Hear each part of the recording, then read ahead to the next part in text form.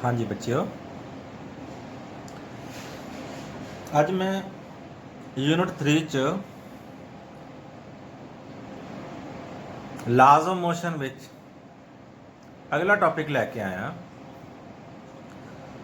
Newton's ਲਾਜ਼ of motion ਆਪਾਂ ਪੜ੍ਹ ਚੁੱਕੇ ਹਾਂ। ਨਿਊਟਨਸ ਫਸਟ ਲਾ, ਸੈਕੰਡ ਲਾ, ਥਰਡ ਲਾ ਡਿਟੇਲ ਚ ਪੜ੍ਹੇ ਆਪਾਂ। ਹੁਣ ਅਗਲਾ ਟੌਪਿਕ ਜਿਹੜਾ ਹੈ ਉਹ ਹੈ ਕਨੈਕਟਡ ਮੋਸ਼ਨ।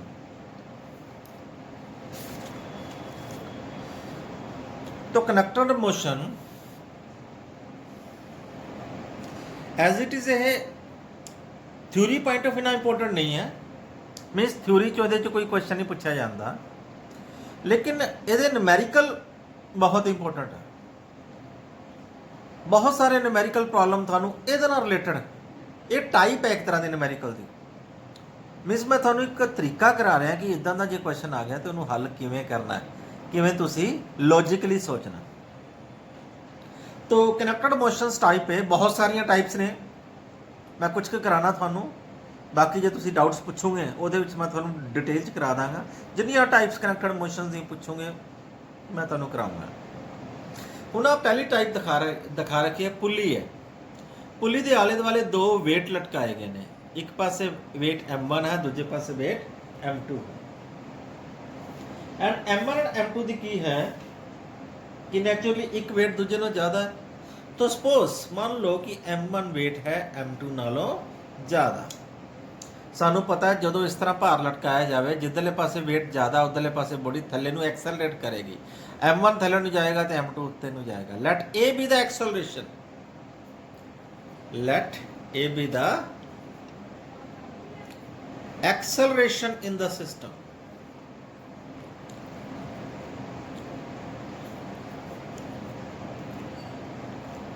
हाँ जी, हुण लॉजिक सोचने वाली गल है, क्योंकि इत्थे एक्सलरेशन हेठा नूं है तो नैचुरली इस M1 उत्ते दो फोर्सेस लग रही हैं।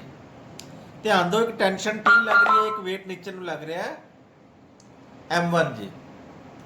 हुण जिहड़ा नीचे नूं वेट लग रहा है, क्योंकि एक्सलरेशन हेठा नूं है तो इहदा मतलब नैट फोर्स हेठा नूं है, तो इहदा मतलब नीचे वाली फोर्स उपर वाली फोर्स तो वध होएगी। आ टेंशन टी है तो आ टेंशन टी है, ये दोनों टेंशन बराबर होंदियां। कनैक्टेड मोशन दे विच जिन्नी स्ट्रिंग दे विच टेंशन जिहड़ी है, मान लो एक बॉडी नूं इधरले पासे खिंच रही है, एक बॉडी नूं इधरले पासे खिंच रही है, तो ये जिहड़ी टेंशन होएगी धागे दे विच दोनों पासे न्यूटन थर्ड ला दे अनुसार इक्वल एंड अपोजिट होएगी। तो ये भी वही चीज़ है Newton third La of motion के अनुसार, चाहे पुली दे आले दुआले लपेटी गई है। एक एक्शन है तो दूजा रिएक्शन है। तो action and reaction equal and opposite each others. तो एक गल होर याद रखियो बच्चों, एक्शन एंड रिएक्शन के केस के विच मेरे याद नहीं मैं Newton third law of motion तुहानूं दस्सिया कि नहीं दस्सिया। Action and reaction never cancel each others, एक दूजे नूं कैंसल नहीं करते। क्यों कैंसल नहीं करते? क्योंकि ये दो डिफरेंट बॉडीज़ के उत्ते एक्ट कर रहे हैं। टी एक्शन मान लो ये M1 ते एक्ट कर रहा है, आ वाला टी ये M2 ते एक्ट कर रहा है। ये जो दो डिफरेंट बॉडीज़ के उत्ते एक्ट कर रहे हैं तो कैंसल किवें कर सकते हैं? कैंसल हुण आ भी देखो, आई का बॉडी M1 है जिथे आ वाला टेंशन टी एक्ट कर रहा है, एक आ बॉडी है M2, आ वाला टेंशन टी इससे एक्ट कर रहा है। ये दो अलग अलग बॉडी से एक्ट कर रहे हैं, तो they cannot cancel each others. They are equal होंगे, they are equal and opposite to each other. हुण जे इक्को बॉडी के दो फोर्सेस लगे, एक इधर नूं एक इधर नूं, ये तो कैंसल कर सकते हैं, लेकिन आ कैंसल नहीं करनगे। तो action and reaction pair can never cancel each other, ये याद रखियो। एक नंबर का क्वेश्चन थानू कोई पूछ सकता। हाँ जी, वापस आप टॉपिक चाहते हैं। तो कनैक्टेड मोशन ये एक्सेलरेशन दी है नीचे नू, मतलब M1 जिहड़ा G है वो टेंशन T तो वध है, तो difference in force M1 minus G and T will be is equal to net force F।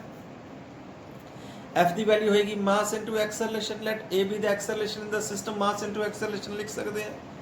Give this equation number 1। Then similarly in second body M2 दे विच हुण ए बॉडी ऊपर नूं जा रही है, इहदे च नेट फोर्स उत्ते नूं है, तो इसदा मतलब tension T must be greater than M2G। मैं लिख सकदा tension T minus M2G will be is equal to net force which is equal to M2 into A। Give this equation number 2। ਹੁਣ ਇਹ ਦੋ ਇਕੁਏਸ਼ਨਸ ਆ, ਇਹਦੇ ਚ ਦੋ ਅਨਨੋਨ ਹੈ, ਇੱਕ tension T and acceleration. Solve ਕਰ ਲਾਂਗੇ। ਪਹਿਲਾਂ ਤਾਂ adding equation 1 and 2, adding equation 1 and 2। ਜਦੋਂ ਐਡ ਕਰਾਂਗੇ ਟੀ ਤੇ ਟੀ ਕੱਟਿਆ ਜਾਏਗਾ, ਇੱਧਰਲੇ ਪਾਸੇ ਆਏਗਾ m1g ਮਾਈਨਸ ਆਫ m2g, ਇੱਧਰਲੇ ਪਾਸੇ ਆਏਗਾ m1 प्लस m2 कॉमन ले लांगे ए, तो ए की वैल्यू आ जाएगी बच्चों m1 minus m2 upon m1 plus m2 into g. यह एक्सलरेशन लैन वास्ते सीधा फार्मूला कनैक्टेड मोशन च ला सकते हो ये केस। हाँ जी, हुण टी पता करना। हुण टी पता करने वास्ते तुसी ए की वैल्यू इक्वेशन 1 च पुट कर दो, चाहे सेकंड च पुट कर दो। ना putting value of a in equation 2 च पुट कर देने। t minus m2g is equal to m2 into a, जिसकी वैल्यू है m1 minus m2 upon m1 plus m2 into g. आ m2g इधर आके प्लस m2g हो जाएगा। m1 आ मल्टीप्लाई भी कर सकते हैं, ठीक है जी। ये हो जाएगा, इनू मल्टीप्लाई कर रहे हैं मैं इधर m1 m2 minus m2 square upon m1 plus m2 into g plus m2 into g. इतों जी कॉमन ले लो, ठीक है, तो इनू सॉल्व कर लो। जी कॉमन ले लो, आ एलसीएम लओगे, आ इधर मल्टीप्लाई कर देना मन नाल। टी की वैल्यू क्या आ जाएगी m1 m2 minus m2 plus आ मैं इधर मल्टीप्लाई भी कर रहा m1 m2 इनू इधर गुना करांगे प्लस सॉरी इत्थे m2 ਨੂੰ आ m1 m2 आएगा सी आ m2 स्क्वायर आना सी। हाँ जी, हुण इनू इधर गुना करांगे, ये m2 स्क्वायर आ जाएगा, बाहर जी हैगा, पिछे क्या है m1 प्लस m2, आ कट्टे गए m1 m2 plus m1 m2, एक ही हो जाएगा 2 m1 m2। तो टेंशन टी की वैल्यू आ गई 2 m1 m2 upon m1 plus m2 into जी। ये टेंशन टी है, इनू सीधा भी लाया जा सकता है, ठीक है बच्चों। तो कनैक्टेड मोशन की फस्ट थानू टाइप कराई है, जिहदे विच पुली वाला केस होवे तो तुसी acceleration and tension direct find out कर सकते हो। एक होर करा देने क्वेश्चन बच्चे बहुत है, जिन्हें करोगे उन्ने ही थोड़े है कनैक्टेड मोशनस के। अगली एग्जाम्पल थोड़े सामने डायग्राम दिखा रखी है। एक टेबल है, टेबल के विच दो वेट्स ने, एक m1 एक m2 पुली के राही दोनों लटक रहे हैं। हुण आ m2 जी नैचुरली इत्थे आपां फ्रिक्शन नहीं ले, क्योंकि फ्रिक्शन असीं हजे तक पढ़िया नहीं, लेकिन जदों फ्रिक्शन पढ़ लिया तो ये फ्रिक्शन वाला टॉप कनैक्टेड मोशन भी आ जाएंगे, जिहदे फ्रिक्शन लैनी पै जाएगी। लेकिन हजे तक आप फ्रिक्शन नहीं पढ़िया, तो फिलहाल असी फ्रिक्शन को कंसीडर नहीं करते। तो असी ले लांगे take the smooth frictionless table. Then आ वाली m2g नैचुरली थले नूं एक्सेलरेट करूगी, क्योंकि इनू रोकन वाली कोई फोर्स नहीं है। आ टेंशन टी ते आ टेंशन टी थानूं मैं पहले ही दस्सिया, न्यूटन थर्ड लॉ के अनुसार action and reaction equal and opposite होणगे। जिहड़ी टेंशन टी है वही टेंशन टी इधरले पासे होएगी, लेकिन इस टेंशन को बैलेंस करने वाली कोई फोर्स नहीं है, इसलिए ये नैट फोर्स इधरले पासे होएगी। तो सैकेंड केस के विच m1 उत्ते नैट फोर्स लग रही है। नैट फोर्स मैं लिख सकदा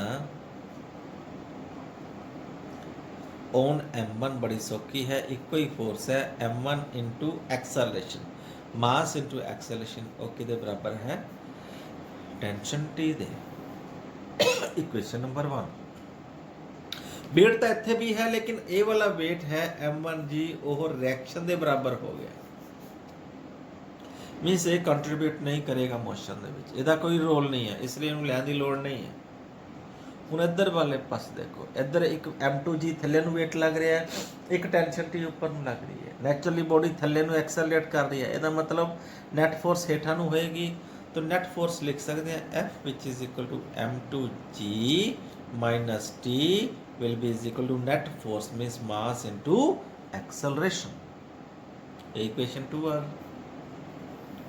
ਹੁਣ ਇਕੁਏਸ਼ਨ 1 ਐਂਡ 2 ਤੋਂ t ਵੀ ਨਿਕਲ ਜਾਏਗਾ, a ਵੀ ਨਿਕਲ ਜਾਏਗਾ। t ਦੀ ਵੈਲਿਊ ਇਕੁਏਸ਼ਨ 1 ਤੋਂ ਲੈ ਕੇ 2 ਚ ਪੁੱਟ ਕਰ ਦੇਣੀ, m2g ਮਾਈਨਸ इक्वेशन 1 चो m1a बराबर आ गया m2a, इधर आके प्लस हो जाएगा m2g बराबर क्या हो जाएगा m1 प्लस m2 इंटू ए। एक्सेलेरेशन आ गई बच्चों, ए आसान है ਉਹਦੇ ਨਾਲੋਂ m2g upon m1 plus m2। ਹੁਣ ਟੈਂਸ਼ਨ t ਪਤਾ ਕਰਨ ਵਾਸਤੇ ਇਸ a ਦੀ ਵੈਲਿਊ ਇਕੁਏਸ਼ਨ ਨੰਬਰ 1 ਪੁੱਟ ਕਰ ਦੋ। ਉਹ ਟੈਂਸ਼ਨ t m1 a ਦੀ ਵੈਲਿਊ ਪੁੱਟ ਕਰ ਰਹੇ ਹਾਂ m1 इंटू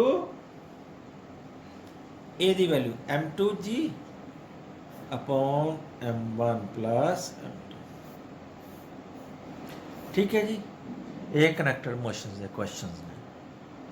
होर जिन्ने मर्जी तुसी पूछोगे, most welcome, thank you, have a nice day. इन्ना की बहुत है।